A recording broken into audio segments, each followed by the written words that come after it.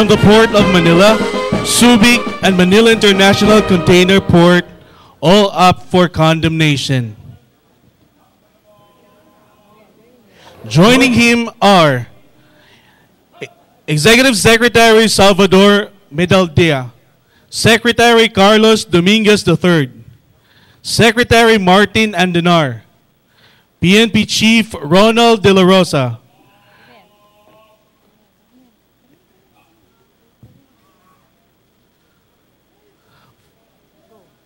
for everyone's information, the vehicles to be condemned here are as follows. Used Lexus ES 300 1996. Used BMW Alpina. Used Honda Odyssey. Used Mini Pajero. Used Mazda Roadster.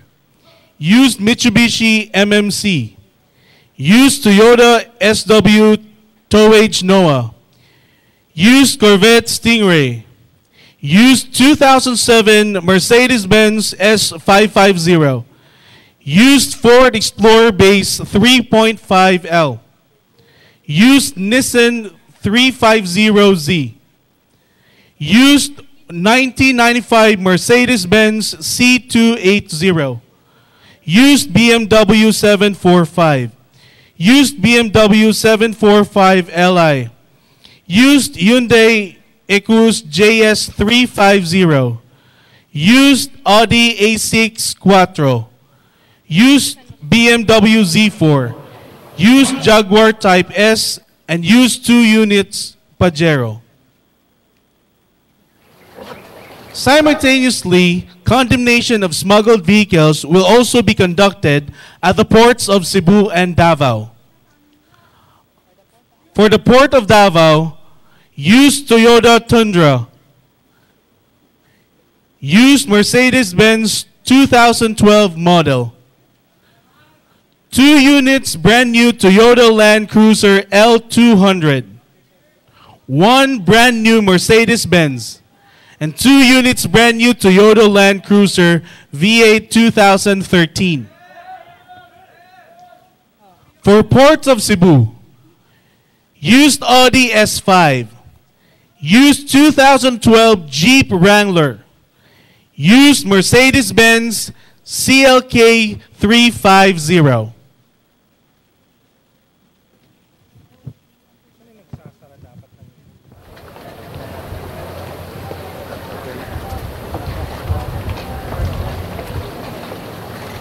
Thank you very much, Mr. President.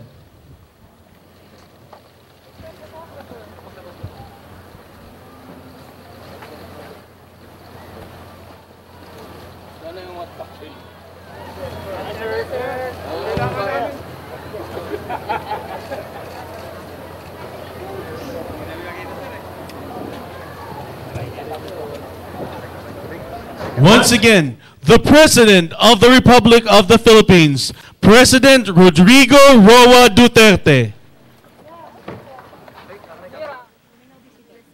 You may now be seated.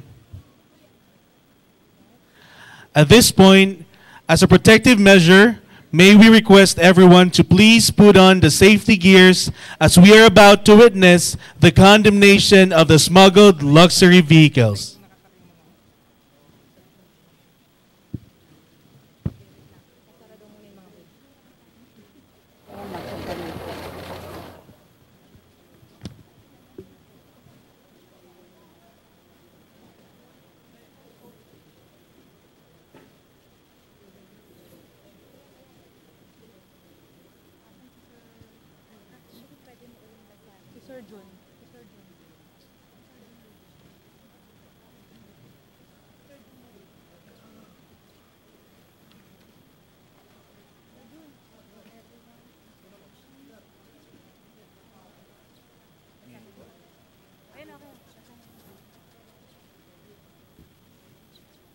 Okay na to, sir. Nabasa na po yan.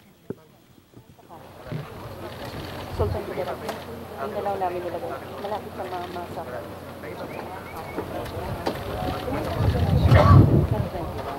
Tapos naman yung PCO. Driving na lang papunta doon.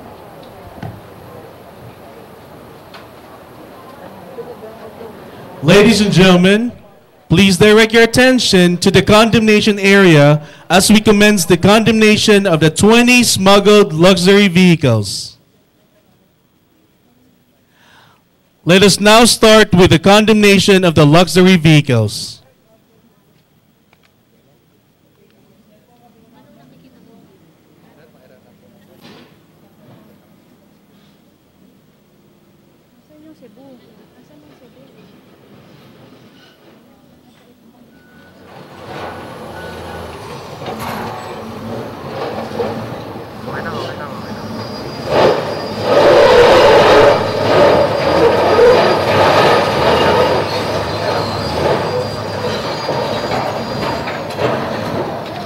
Again, for everyone's information, the vehicles to be condemned here are the following.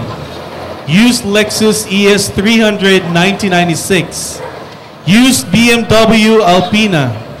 Used Honda Odyssey. Used Mini Pajero. Used Mazda Roadster. Used Mitsubishi MMC. Used Toyota SW Towage Noah. Used Corvette Stingray. Used 2007 Mercedes-Benz S550. Used Ford Explorer Base 3.5L. Used Nissan 350Z. Used 1995 Mercedes-Benz C280. Used BMW 745. Used BMW 745 Li.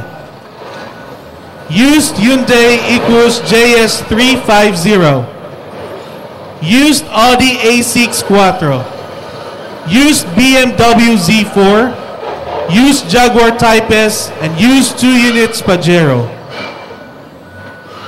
Simultaneously, condemnation of smuggled vehicles are conducted at the port of Davao and Cebu.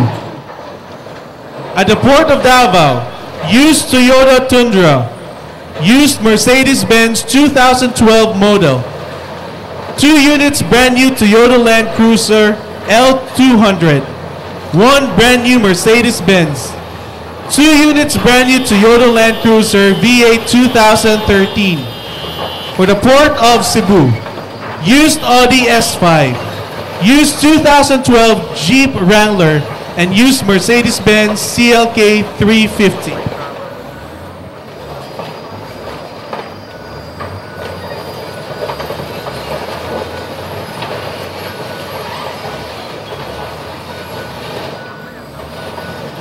We are also watching live the actual condemnation of 7 vehicles at the port of Davao and 3 luxury vehicles at the port of Cebu.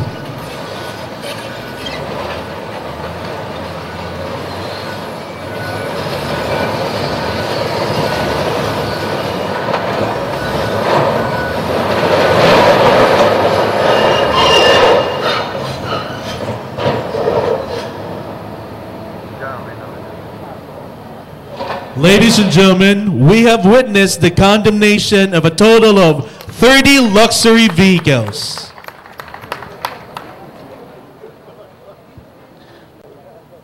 Thank you very much. We will now proceed to the Ockham grounds for the celebration of the 116th founding anniversary of the Bureau of Customs.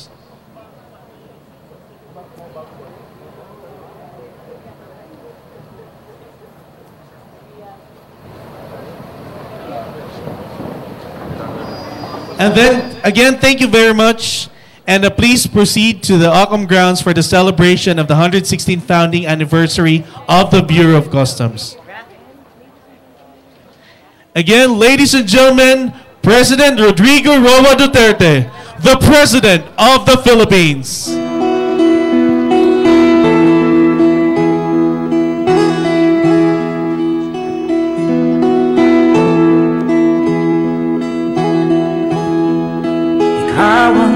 Pangulo para sa pagbabago, sawa na ang bayan ko sa magnanakaw. natapo.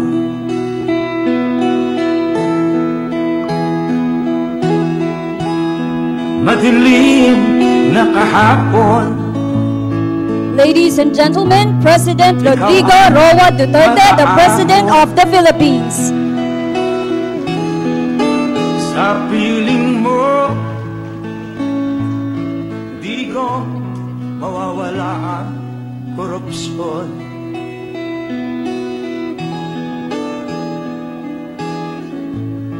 Tayo na, Pilipinas.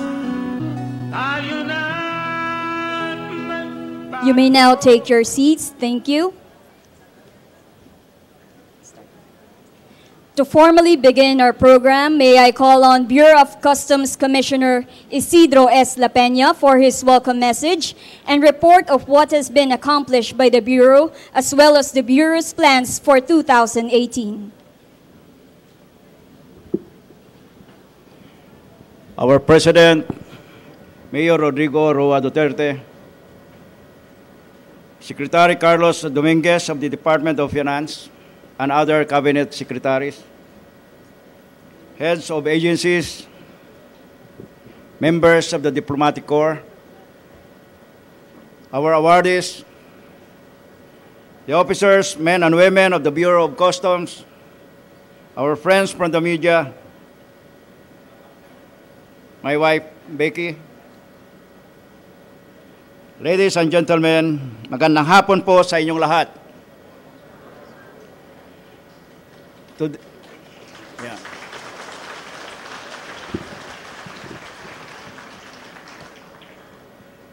Today marks another milestone for the Bureau of Customs as we celebrate our 116th anniversary. It has been my honor and privilege to have been chosen by the President to serve as the Commissioner of the Bureau of Customs, and my deepest gratitude to our President, Mayor Rodrigo Roa Duterte.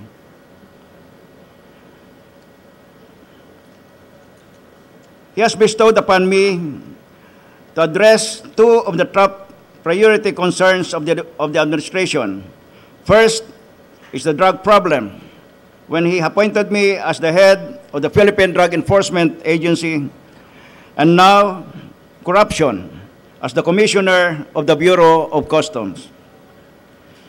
Stop corruption and increase revenue earnings. This was my marching order from the President 5 months ago. I was faced with the tremendous challenge of leading the Bureau of Customs, addressing corruption and achieving its collection target, which is the very core of the problems besetting the Bureau.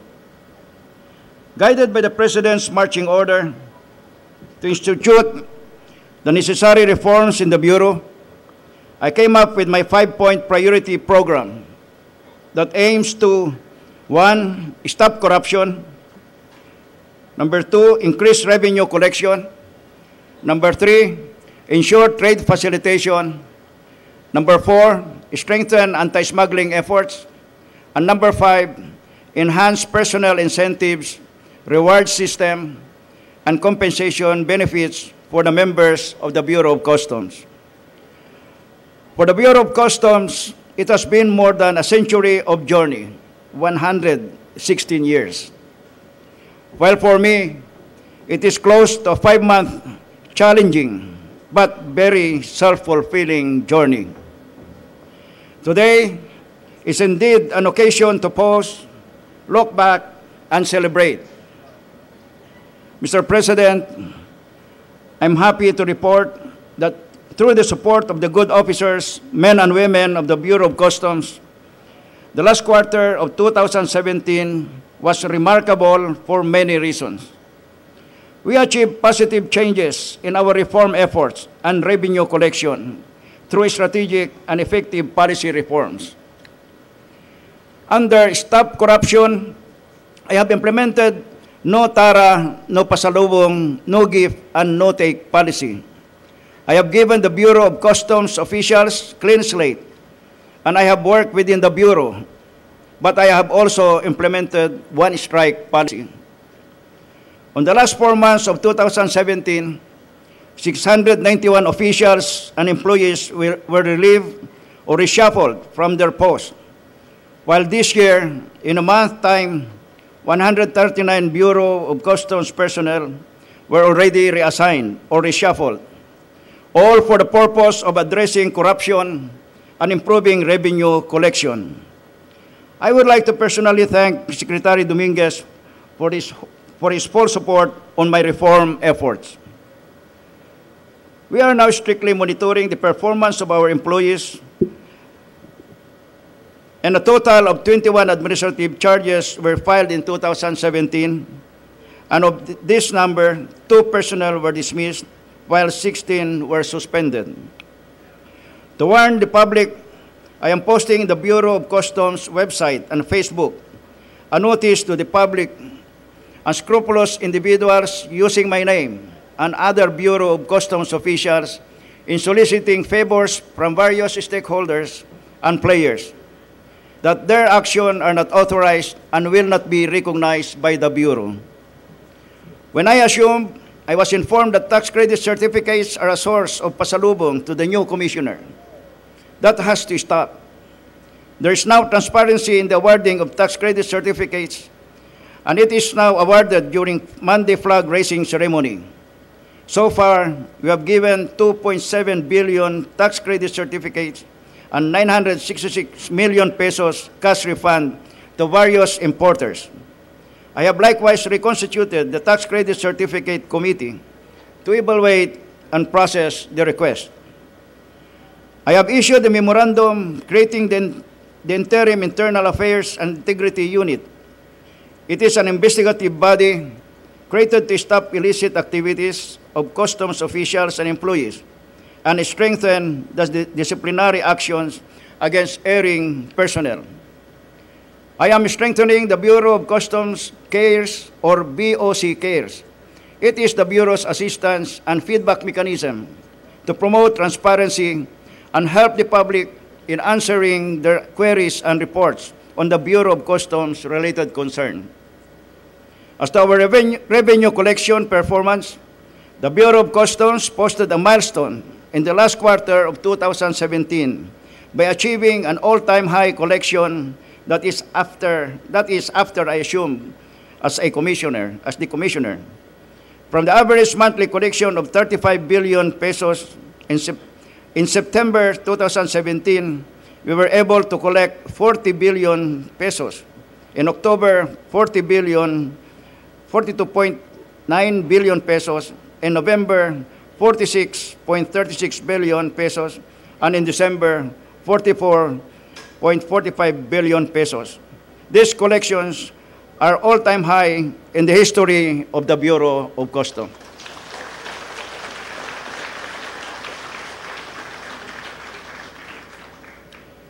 Upon my assumption on August 30, 2017, the Bureau had a deficit of 20 billion pesos for the first 8 months. And at the end of the year, for the next 4 months, we were able to reduce the deficit to 10 billion pesos. Our revenue performance in 2017 is an impressive 98% compared with the 81% in 2015 and 80% in 2016.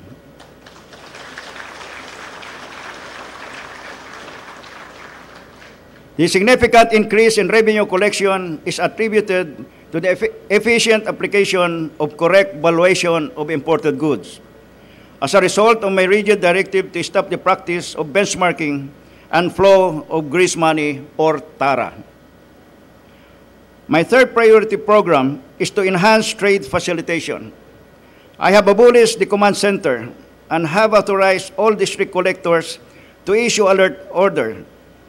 The inspection of shipments was made efficient by ensuring that all X-ray machines are operational 24/7. We are strictly observing the timeline in examining alerted shipment, which is 24 hours for perishable goods and 48 hours for non-perishable goods. Alert orders should not be feared by businessmen anymore. We have sought the cooperation and assistance of the Philippine Ports Authority, the port operators, and the Customs Brokers Association, as well as other stakeholders, for the efficient implementation of this program to avoid or stop TARA in the form of demurrage, which is taking toll on legitimate businessmen. Bureau of Customs officers are now mandated to strictly act on communications, requests, and permits within 5 days. And I am closely monitoring this because I strongly believe that kung may delay, may kita. I have implemented one assessment, no sectioning policy to address the SUKI system or collusion among importers, brokers, and customs employees. I have removed the presence of duty examiners at the X-ray field unit, at the gatekeepers and customs police at the terminal gates to facilitate processing of goods and eliminate unnecessary bureaucratic layer which serve as a venue of collecting TARA. To strengthen our anti-smuggling efforts, I immediately suspended the green lane to ensure that no illegal drugs and other contraband goods will pass through our ports. We are closely monitoring the shipment of big-ticket commodities, such as oil, cigarettes, and motor vehicles, for the required clearances and permits and correct valuation. We have improved our inspection capabilities through installation of additional 19 X-rays at the Bureau of Customs in Naiya and Davao. Various smuggled goods consisting of vehicles, fake products, and agricultural products worth 37.88 billion pesos have been seized in 2017 and 13 million in 2018. That is for January alone. A total of 6.63 billion worth of illegal drugs were seized in 2017 and 253 million in 2018. On our efforts against erring importers and brokers, we have filed 12 cases against importers before the Department of Justice in 2017. For smuggling charges were filed against 2 companies for illegal importation of various merchandise in 2018. We have suspended the accreditation of 200 importers and 94 customs brokers for violations of customs laws. I have also limited the brokers' representatives to only 3 per port to ensure accountability among customs brokers.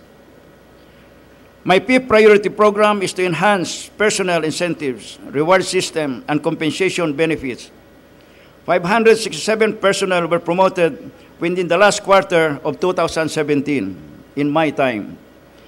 The Bureau opened 3,000 more positions which has not been filled up before for promotion and hiring. To know the situation on the ground, I have visited all major ports and most of the sub-ports since I assumed as Customs Commissioner. As part of my reform agenda for 2018, I will be prioritizing the full automation of the Bureau of Customs system. We are working closely with the World Bank for our comprehensive customs modernization plan. Institutional development includes the establishment of a customs academy with Subic as a prospective location. The Bureau will also form an anti-smuggling task force to have a dedicated unit to address the smuggling problem in the country. To the officers, men and women of the Bureau of Customs, let us do things the right way. Let us move in one direction so that we will regain the trust of the people and stand as a pillar of the nation. Thank you for all your support and cooperation.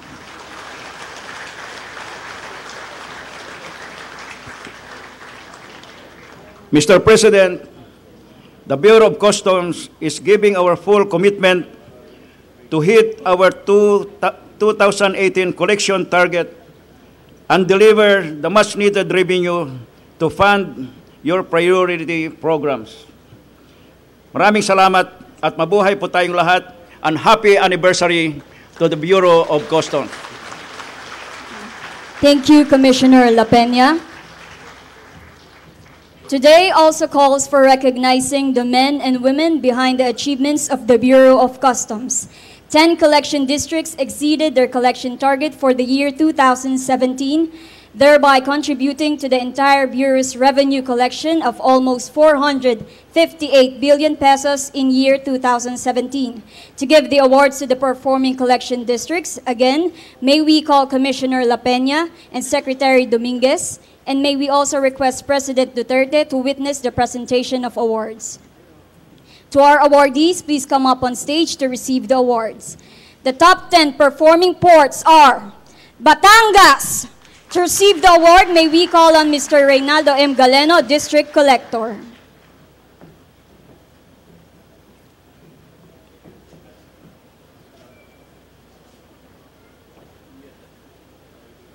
Thank you very much.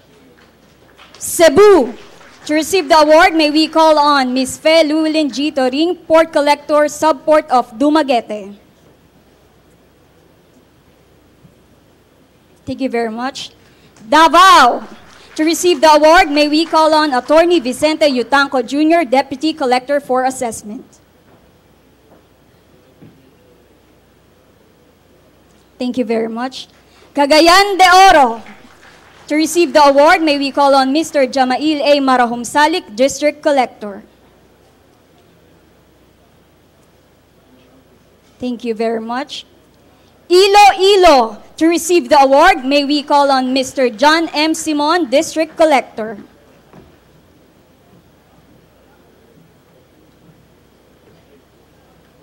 Thank you very much. San Fernando, La Union. To receive the award, may we call on Attorney Filimon L. Mendoza Jr., District Collector. Thank you very much. Tacloban. To receive the award, may we call on Mr. Jose A. Naig, District Collector.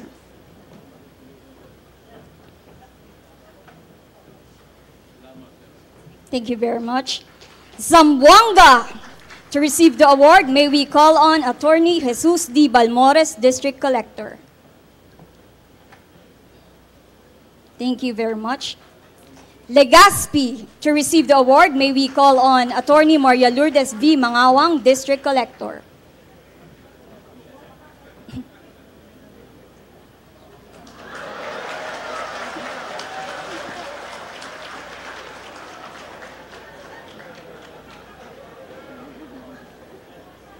And now, the Port of Surigao. To receive the award, Ms. Lilibet M. Mangsal, District Collector.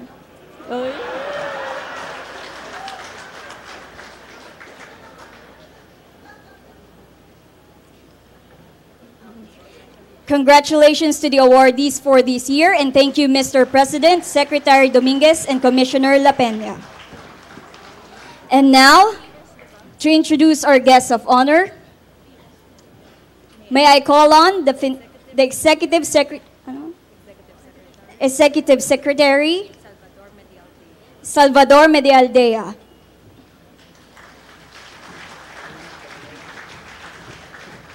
Magandang hapon po sa kanilang lahat. Isang malaking karangalan na ipakilala ko sa inyo ang Pangulo ng Republika ng Pilipinas, si Mayor Rodrigo Roa Duterte.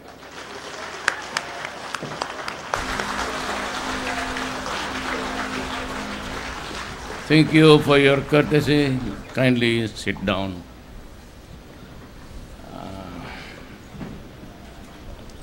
I have here a 3-page speech. I am afraid that this would not be enough really to express what is in my heart.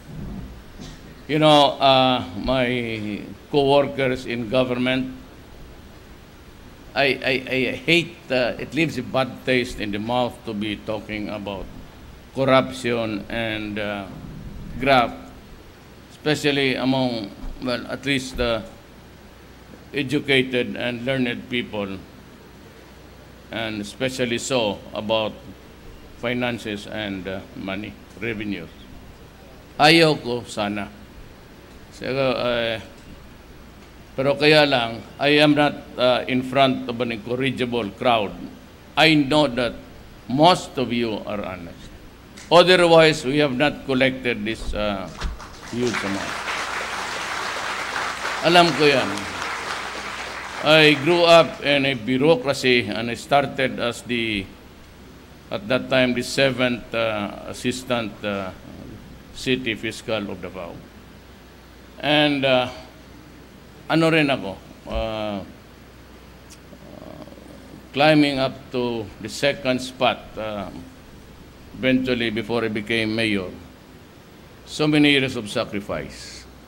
And again, in that office, and every other office in government is a veritable ground for corruption. Nandyan yan eh.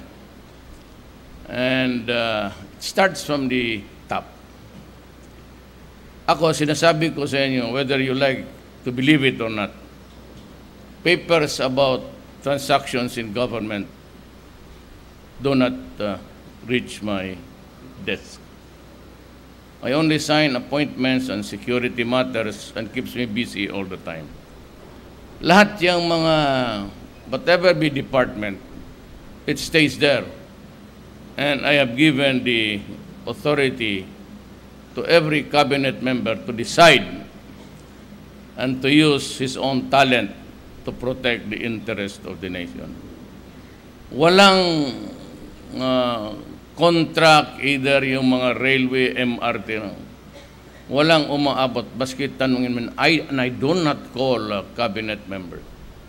And you can ask them, and even Sid, who's a good friend of mine, I have not for the life of me even called him once.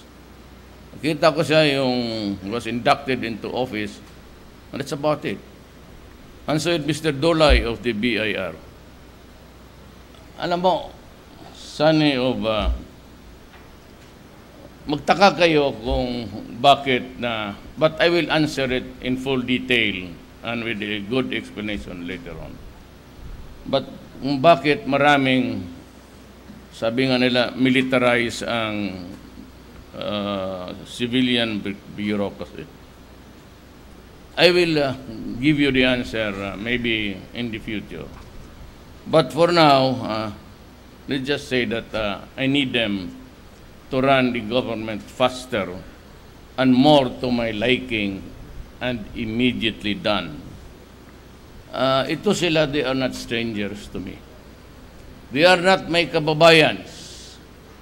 Some of them or most of them are military men who during the years of their in the career build-up, they happen to pass by or sojourn Davao City. Because I was the chairman of the Peace and Order Council, mas expanded yung rapport ko sa mga military. Hindi ko yan sila kilala noon. But nakilala ko sa, for example, like Sid started as a 2nd lieutenant right after his PMA days. I was then a vice mayor. And I became mayor for 23 years. So lahat yan sila. Si Koy, lahat dito. Moreno. Nakilala ko lang yan sila along the way in my mayorship days.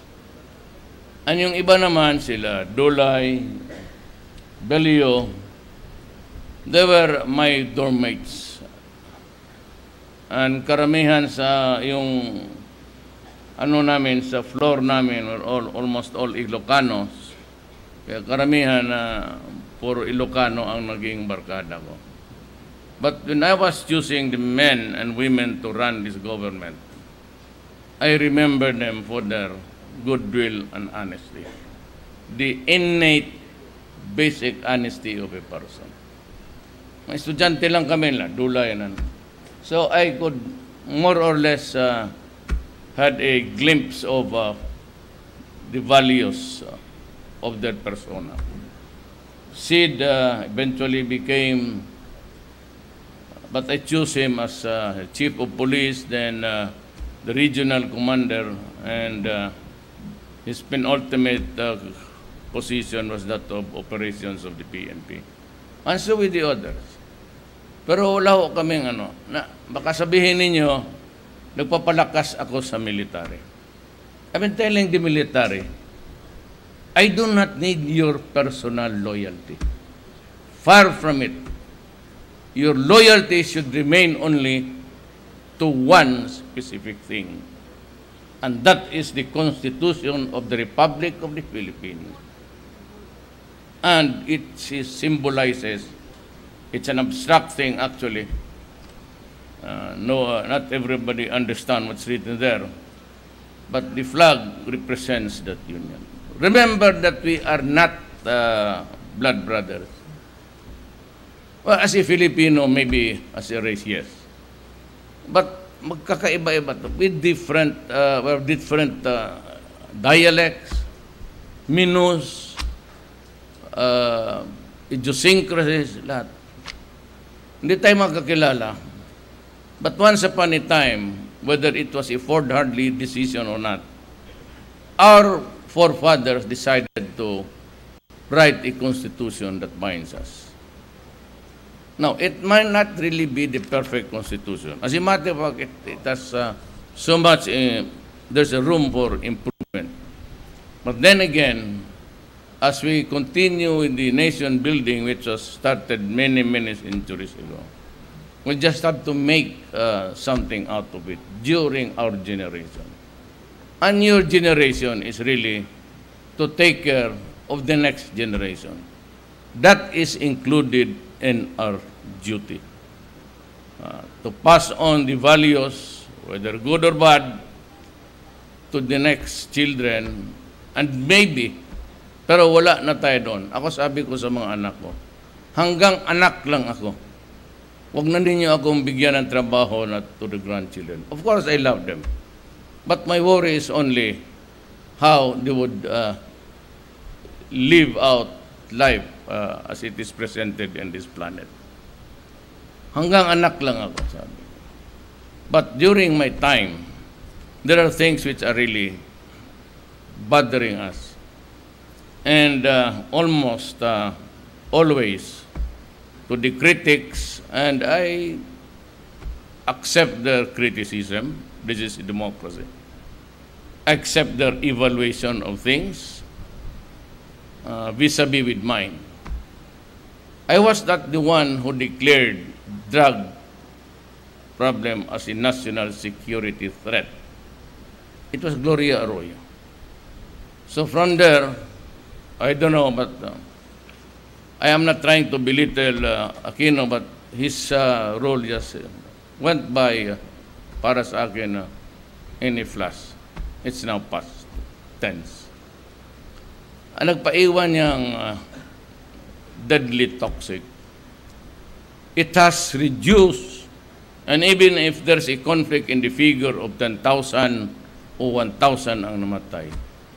O sabi ko, kay Santiago yun eh. For my PDA, it says that it has reached 3 million. Kay panahon ni Bato, sabi niya 1,000,004. But it is really 101. You know, it has reduced my country, some of the citizens, to slavery. They are slaves to a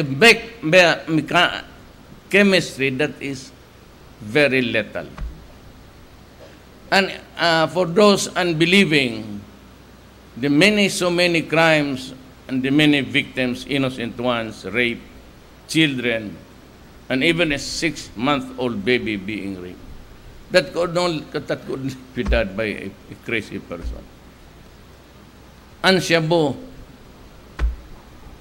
had a great contribution to that.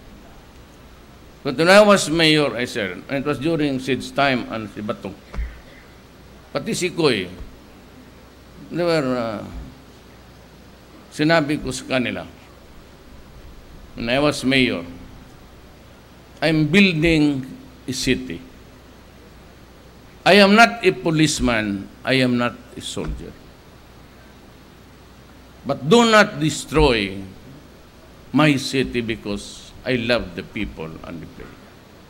You do it and I will kill you, destroy you. And that statement is intended for the human rights people. When I became president, I said, I am not a military man, I am a general. I'm just an ordinary worker in government. Pero ang problema, the task is on my lap and I have to do something about it. So sabi ko, huwag mong sirain ang bayan mo. Kasi putang ina, papatayin talaga kita. Huwag mong patayin ang mga anak namin. Kasi yan lang ang pag-asa nating lahat. Except for those guys who own those, yung gustong bumili ng mga yung sinira, pati yung mga brand new doon sa Davao. Okay yan sila. They do not need government. They can buy government. They can buy their security, buy all the things that they need, luxury or otherwise. About the poor people. Hindi nila kailangan ng gobyerno. Yung mga taipan dyan, they can provide for own security. They have so much money to live comfortably until kingdom come. Tayo, kayo, ako. Why are we working here? And how much do you expect to receive at the end of your productive life when you retire at the age of 65? Magkano? Ako, maybe pegged to the highest salary, 3-4 million. Justices, mas malaki yan sila. Ordinary empleyado. Sabat 1-2 policemen. Mabuti lang dinubli ko yung sweldo nila. Ilan pa kuha lang nila? 800,000. And they retire at the age of 56. Strong enough to pull a truck. Tapos they wait out until they die. And at the age of 50, papasok na lahat.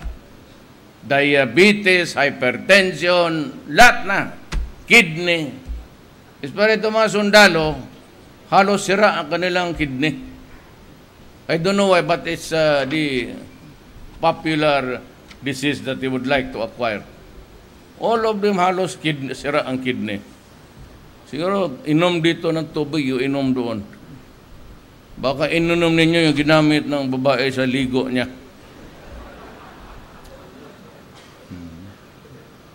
Tapos, I increased the pension of the SSS, senior citizens, 1,000. Is that enough? If you get for another 10 years, would that suffice to buy all the medicines? Who pays for your hospitalization? Who pays for your meds? Who will spoon feed you? Sino magluto sa lugaw mo? Who will wipe your body with a towel and a hot water when you are already bedridden? And you think that you can live by that pension that the government is giving? So what is the secret? The secret is we work hard, educate our children, just like my mother.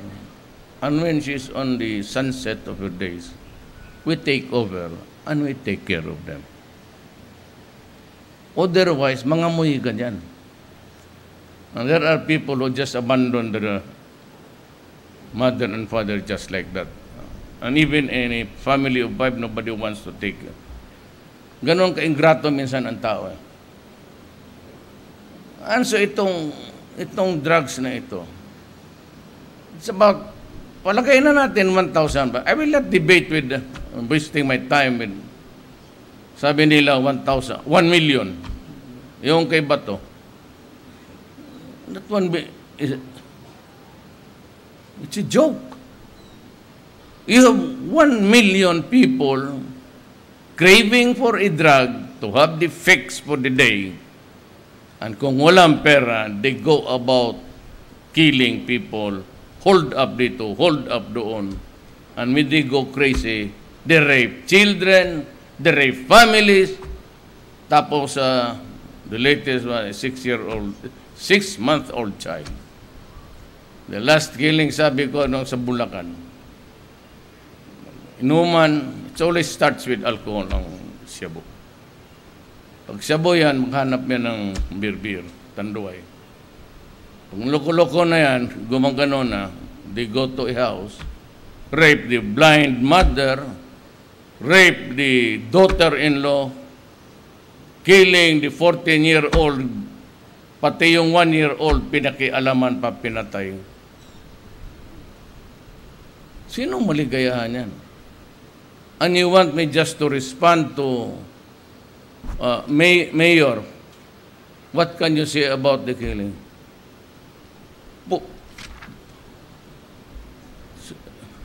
It's a very stupid question.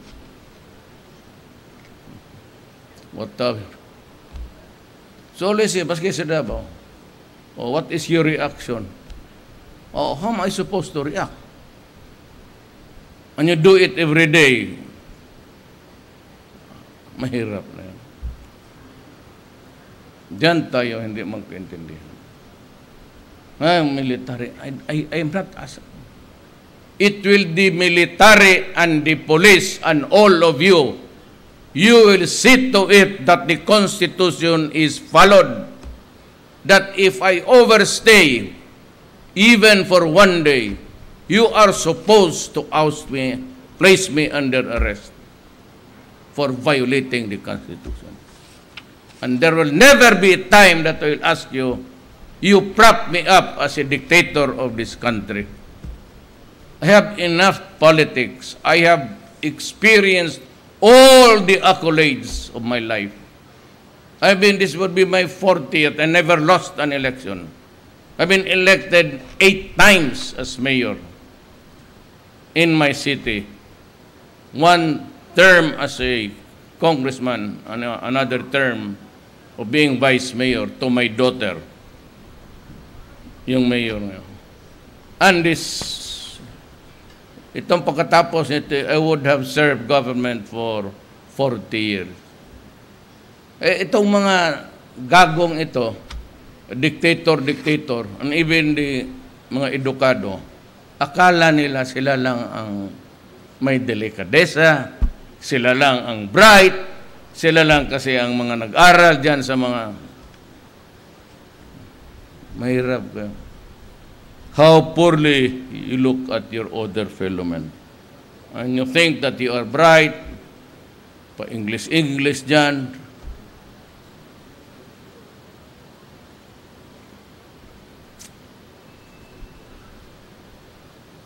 Hindi ko maintindihan yung buhay. Pero, I would be happy. Tell you what. Listen to me very carefully. The only singular and sole reason why I am hurrying up the federal setup is I'm telling you now as your president na pag walang different structural changes dyan sa Mindanao, the more people will go to war. And believe me, because my grandmother, si Maranao, hihirit talaga yan. And when the time comes, of course, they have opted to remain in the talks. I thank Allah for that. That there's enough sense left in them. But kung walang maibigay tayo, and because they were well ahead in Mindanao ang Islam by almost 90 years before Magellan came here and fucking our own country, under them for 400 years, plus the Americans for another 50 years. And it was at that time pagdating nila ng Amerikano and Espanyol, Mindanao was already Islam. So when the Americans allowed the exploitation of Mindanao, they copied the homestead style sa Amerika. Yung go west, young man, because there's a lot of land ahead of you. Dito, we forgot that there were already the Adams and Eve there. So modern times, Sabi nga ng libro, and the living past, that spirit is living past. And modern times, sabihin nila that is 300, 400 years ago, it ain't matter. Kasi sila feel that they are oppressed. They see the government of the imperial Spain as the head of that government, the head of the tail of this government now. It has always been monopolized by the Christian. Power has been concentrated in Manila. In a war, the Moro people or the different tribes there are not our enemies. They are our brother Malays. But in a war, your enemy is my friend. So, the ISIS has gained a foothold in the southern part of the Philippines. It's a mix. But it has never been a question, issue of religion. It never has been. But it's turning to be an ugly one. And I think it's... kasi nandito na, the Syrians, the Arabs, because they are the white Arabs, there are the dark Arabs, a lot of Indonesian and Malaysian terrorists there. Just waiting to... you give them the slightest reason. That's the only thing. It has nothing to do with perpetuating in power. I guarantee you, if they're able to perfect it in 2020, and if they calls for an election of a president, I will step down. That is my guarantee to the Filipino people.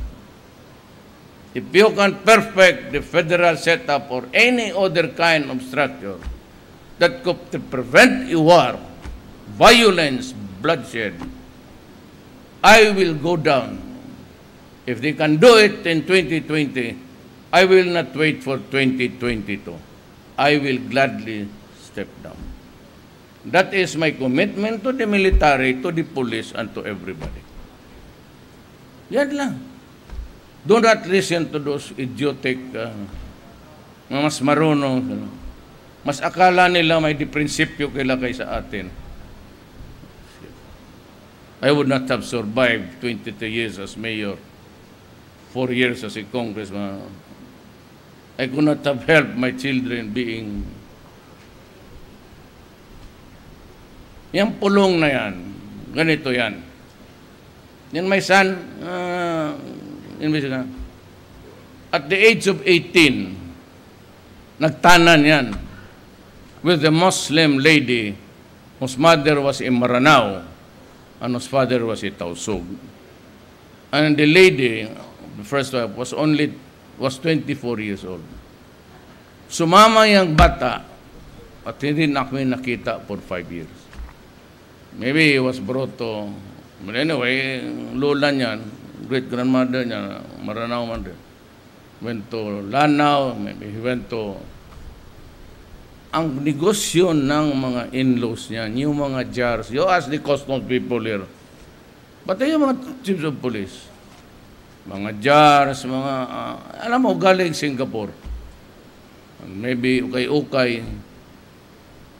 At 18 years old, he learned the ropes there because he had to help. Kasi palamunin lang siya ng in-laws niya. Now, where is Pulong now? Pulong now? Nasa Patalian, sigurado ko. Yan ang alam niya hanap buhay. Kung sabi niya, drugs. Alam niya, papatayin ko siya. Kung hindi, ipapatay ko siya. Yan ang totoo niyan. Where is he now? Where will be he tonight? Pantalan yan. Yan ang hanap buhay niya. Pero sabi ko, huwag kang pumasok dyan sa mga karkar. Gusto mo, bumili ka kung may pera ka.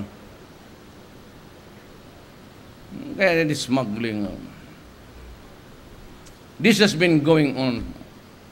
Ang history natin is for centuries na. Even the customs is more than a century old. Pero itong smuggling na ito, this kind of racket has been going on again and again and again over a period of centuries. Well, it has to stop. ayaw kong ipagbili. Kasi kung ipagbili ko, consigned to a fictitious person, igagrahe lang ninyo yan dyan, hindi mo kayo. And when the time comes, they are sold to an auction. Yung auction diyang opisina, tatawag na rin sa isang sindikato dito. Siya lang yan. Wala man ako nabasa sa newspaper na may auction. Gusto ko rin bumili, baski second hand. Wala. O maya.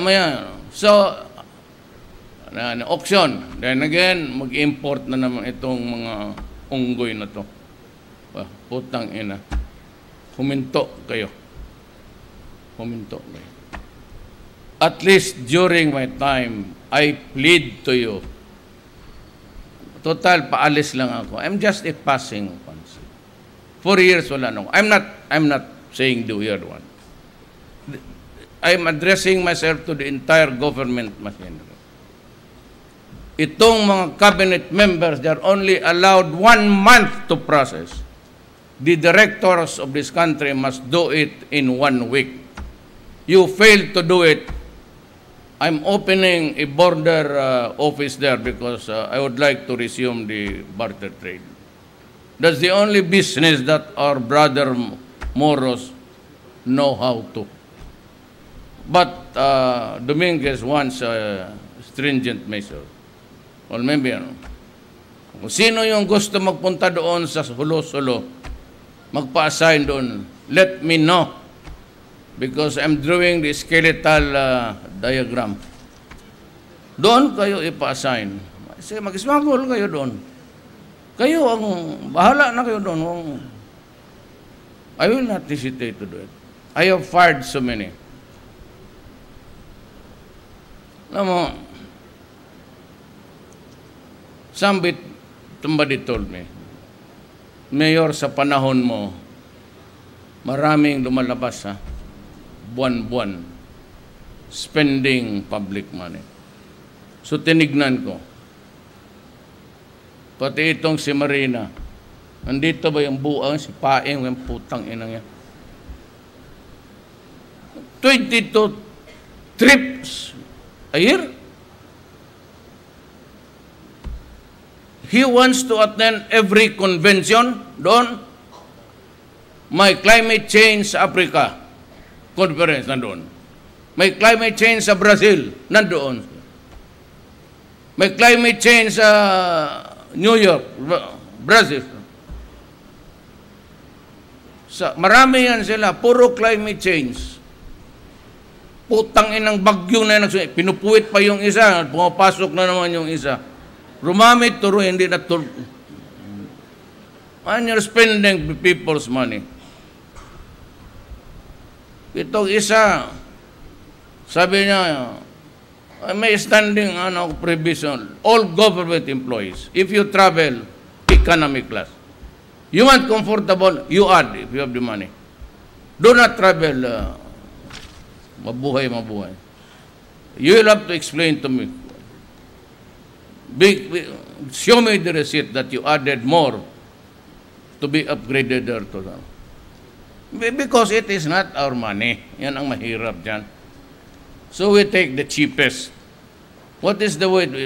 Well, ganon. Travel. First class. Mabuhay. That's the thing. That's how to do it. Masabihin mo na parang namang hindi dumaan ng... Kaya nga I'm asking only 4 years. Maybe I too am guilty about it. Kung presidente na ako ngayon, I carry the burden of, wag na yung mga moral, I carry the burden of the trust of the people. Work with me only for 3 years. Papatapos na yan. It's eating the 4th year now of my term. Just give us a respite of about 4 years. Okay na ako, bahala na pagkatapos. But in my time, I was talking to Davao, the Japanese ambassador. Sa Davao, Ako pick up lang. Paski dito pick up lang. Kayo mga taga Davao alam ninyo yan. Pero yung mga taga Davao, kasi nagmamagandang loob yung Japan, Japan wants to help us also. Give us 26 Monteros Mitsubishi. Sabi ko sa mga pulis, hoy, kasi ako, hindi ako barat. Hindi ako bumili ng yung mga lowest bid. I do not believe in that shit. Yung lowest bid, that has been the source of government corruption all this year. Alam ng kuwa yan. And there was a statement by Congress na we cannot altogether remove. I will not obey you and even the COA. Lahat ng projects will be on turnkey. Oh, parang Swiss challenge. Ito, I'm building this mega structure. You want it? Oh, build it for me. You just follow the specification. Because at the end of the day sa delivery, may hindi maganda dyan, hindi kita bayaran. Worse, I would expropriate it and I'll just give you token amount. Yeah. Lowest bid, there's a group here in the Philippines just going around playing golf. And just hearing kung sinong may syudad na may bidding. Yung grupo na yan, yung legitimate magbid na ganong amount. 100 million, ito yung amin offer, 95. Mag-dive itong mga unggoy na to, pababa. Kunwari, pababa rin siya pababa. So, sa lowest, so a government project worth 100,000, if you build it for only, I'll pay you something like 60, mananalo ka talaga. So, magkati-hati yung mga gagong yan. That is very good. May kasama mga babae. Kilala ko, gusto kong patayin ang mga, one of these days, mapaambos yan. Kaya lang ko nandoon sa table nila kasi magaganda yung babae nila. So pinapatulan ko. Yung babae kinakausap po hindi sila. Yan ang mga gago niyan. So yung mga parang lipstick. After one or two thunderstorms, wala na. Unsafe. Magbigay sa office of the president. Kung hindi ang presidente yung corrupt, ang tao, tapos magbigay pa sa governor, magbigay pa sa mayor, magbigay pa sa congressman, magbigay pa doon sa barangay captain, ang putang ina niya, ako kung bakit, pati barangay captain magpirma sa completion sa project. Maghingi yan. So, ilan na lang naiwan para sa project? About a third or a half. So you get this lousy thing. Ngayon ko, if COA will insist on that, you can charge me. Kasi you know very well, Commission on Audit, pati kayong ombudsman, that process of lowest bid corrupts everybody there. So yun lang. Kaya yung police sinabi ko, kasi nagbibili ako Isuzu, Toyota. And they are still there. Yung binili kong mayor ako, dinagdagan pa ng Japanese government. Kasi yung nabili ko yan, ayun ko kung kaninong panahon yun, nagbili ako ng mga Hilux. Yung tarantadong police na ito, opisyal, gidriban, lasig, bidugo, natumba ngayon sa pagtingin ko. One week old lang yung Toyota na sinaw pa masyado. Ano ba sinaw sa Tagalog? Kasi itong mga Tagalog ayaw mag-aral ng Bisaya, mga buang. Makintab pa masyado paglabas. Ako pa nagsama doon sa kita ko, nasira. Gusto kong umiyak. Talagang napaiyak ako. Eh, siyempre, mayor ka. Ganda yung sakyan. Ito, tarantadong polis na to. Kaya nung nagpunta yung dineliver Poro Montero, hindi nabutan, malas kayo. Japanese assistants. May sinabi ako sa kanila. Pero ang eager beaver naman, ang mga tao ko sumubra. May, pahingi nga ng ano? Pahingi na nung pamphlet na ginawa ninyo. Pero this is not intended, again, mga kapatid kong Assalamualaikum, hindi ito para sa inyo. Pero ang litratong ginamit kasi ng tumbong na ito si Bong, apo ito sa biggest printing press outside of Manila. Alam mo yung mga taga Davao, yung tesoro ng UM. Manila yan. Hindi na kailangan magnagaw ng frigate yan. Mayate na yan eh. Kaya sabi ko nga, there was a talk. Sinabi sa kanya, you'll be called to testify. Sabi ko, that is your golden opportunity para senador ka. So atan tumakbo ng senador, si Bato gusto rin mag-gobernador.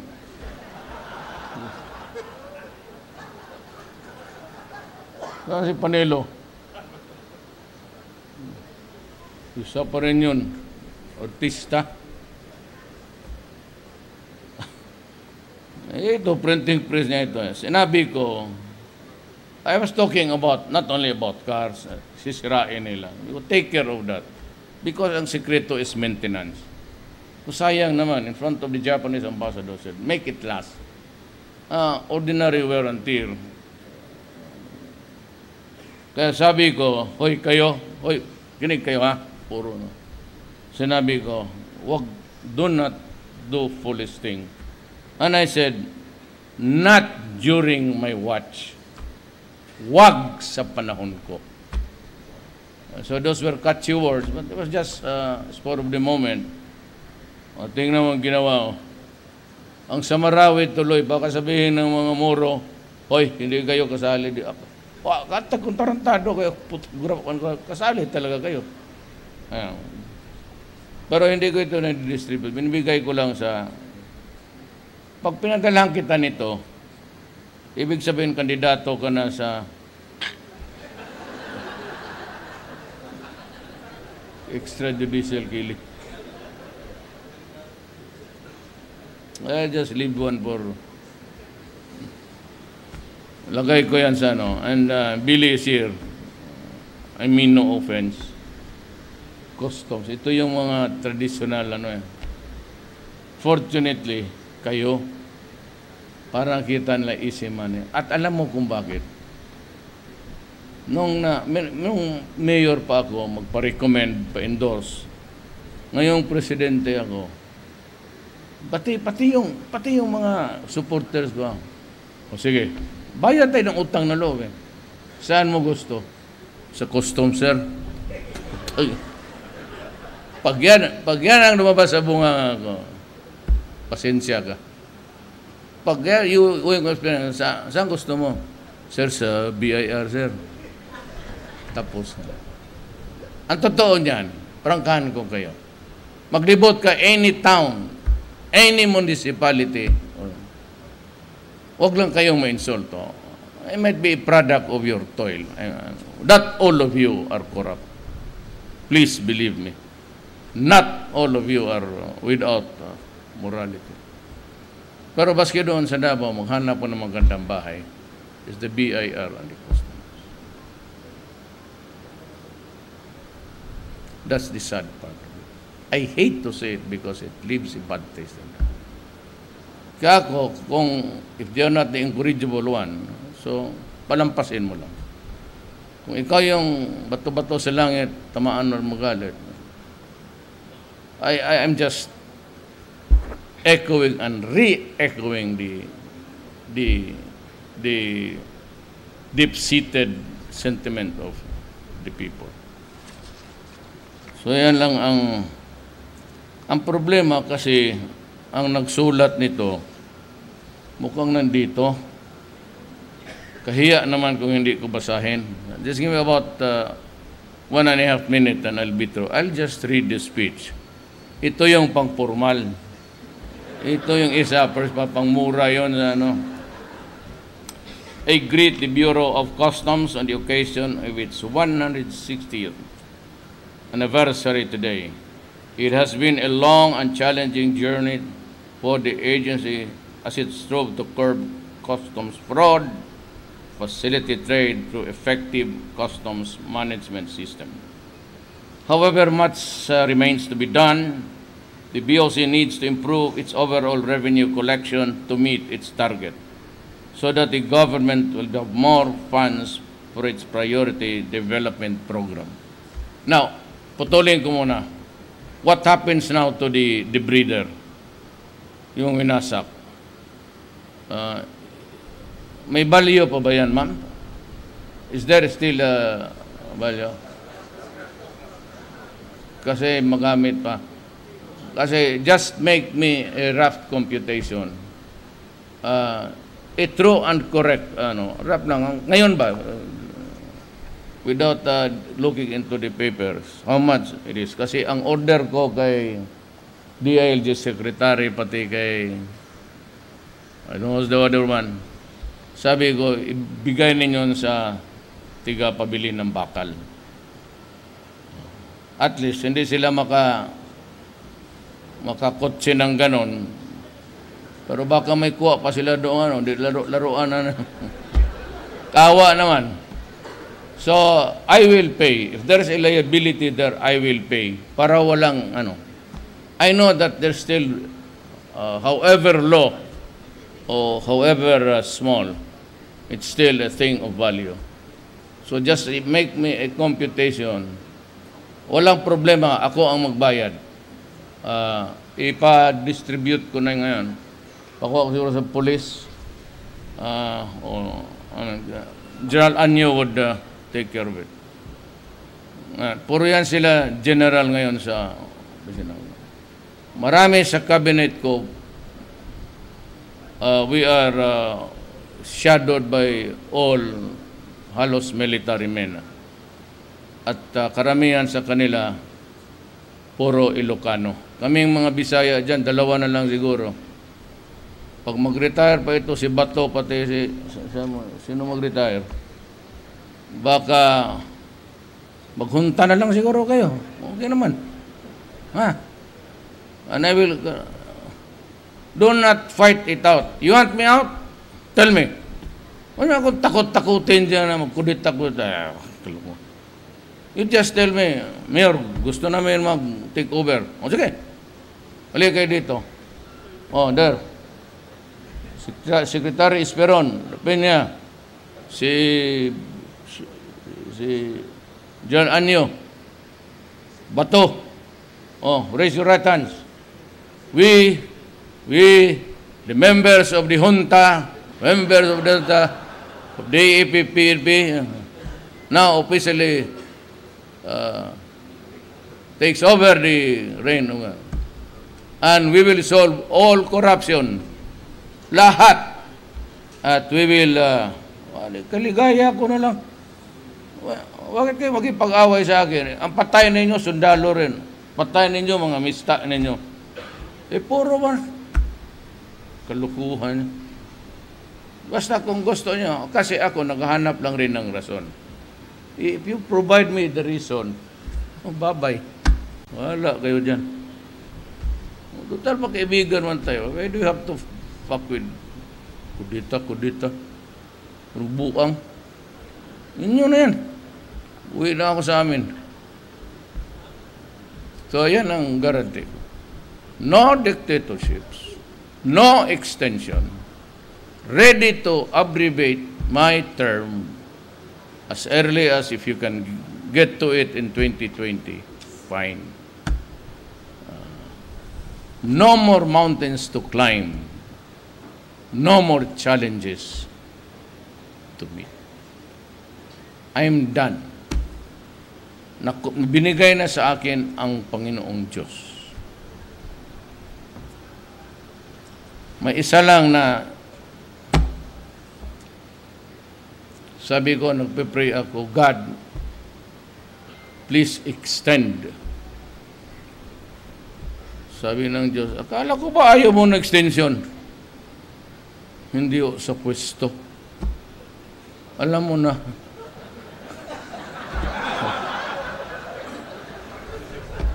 Sabi niya, hoy Duterte, putang ina mo. 72 ka na. Matulog ka na lang ng maaga. Sabi ko, extend, Lord, yun, extend ba? Sabi na, akala ko ba ayaw yung ibang extend? Sabi niya, ilang taon ka na? Bas 22. Magdasal ka na lang. No more. No more extension. Marami dito. Balot lang. Ewan ko ito kami ito Dominguez, classmate ko ito. Kababata ko na to, classmate ko pa. Siya yung, ayaw niya aminin na yan, valedictorian namin. From kindergarten to upway. Ako, 75 lang. Took me 7 years to finish high school. Matatapos na yan sila, ako nagpaiwan. Sa law, 76, 77. Agiri, cum laude yan. Pero naubos ang buhok sa kakaaral. Ang putang ina. Tugadi, valedictorian yan. Agiri, cum laude yata. Magna. Lahat yan sila yung classmate ko. Dennis, Taningko. Paano isa ka pa dyan? Ito, isa rin yan. Ingay sa klase. Napalibutan ako dyan. Well, you know, the guy was criticizing about the passport last night. What a chance to do it, but I was wondering, so we'll take care of it. No, he lied to Congress and he's gone. And I don't know what he's talking about. Kaya kung nilagay kita dyan, kasi sabi ko, solve mo. Anyway, puro mga valedictorian. Yasay is the son of a ministro, pastor. Kaya when he talks, talagang perfect English. Oxford ang ano niyan. Ayoko, nakapunta ng Oxford ko, ayaw ko. Pagkaalam ko niyan, fugitive yan. Kasi hinahanap ng military yan noong 1972 batch kami. So I'm surrounded with valedictorian. Anya is very good. Andanaro went to school outside. Saan ka nag-aral? Australia, boss. Australian graduate to. Ito, Davao City Elementary School lang. Pero, sad to say, just like the military, sad to say, with all the valedictorians and military people, Lorenzana is bright. He's the valedictorian. Totoo yan. Sabi ni Kibuloy ba pastor? Sabi niya, he was a classmate sa Notre Dame. Si Delphin. Pikit yan, Cotabato. He was their valedictorian. For all of this, mga valedictorian, mga guwapo, mga foresight, minsan, Billy, very consistent. Magtingin ako sa kanila ngayon, mga trabahante kung mula itong yawa na ito. They all work for the 75. So, yung anak ninyo mag-75, hayaan lang ninyo.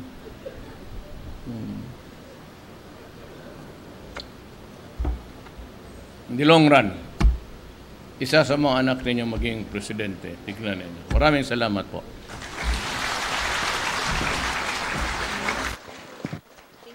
Thank you so much, Mr. President, for your inspiring message.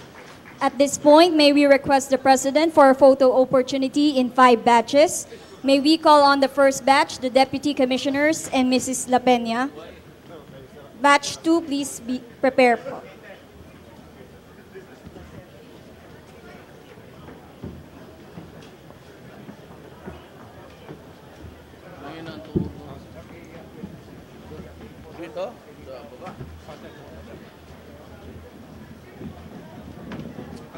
Naka-line daw lang.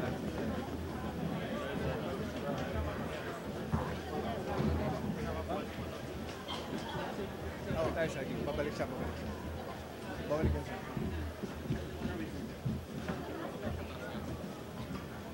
Sa taas kami.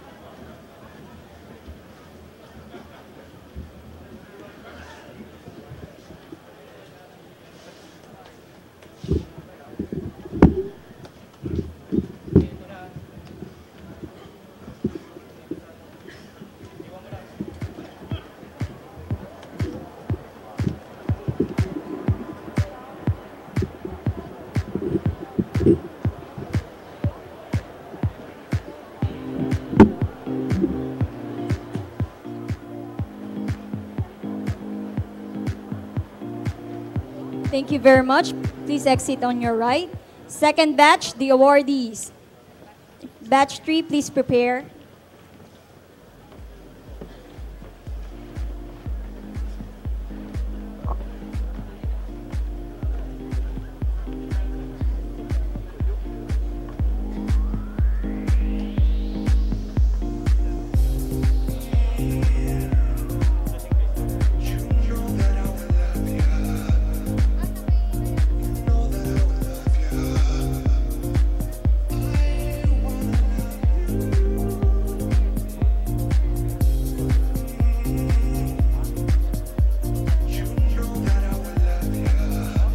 Thank you very much. The batch 3, district collectors and support collectors. Batch 4, please prepare.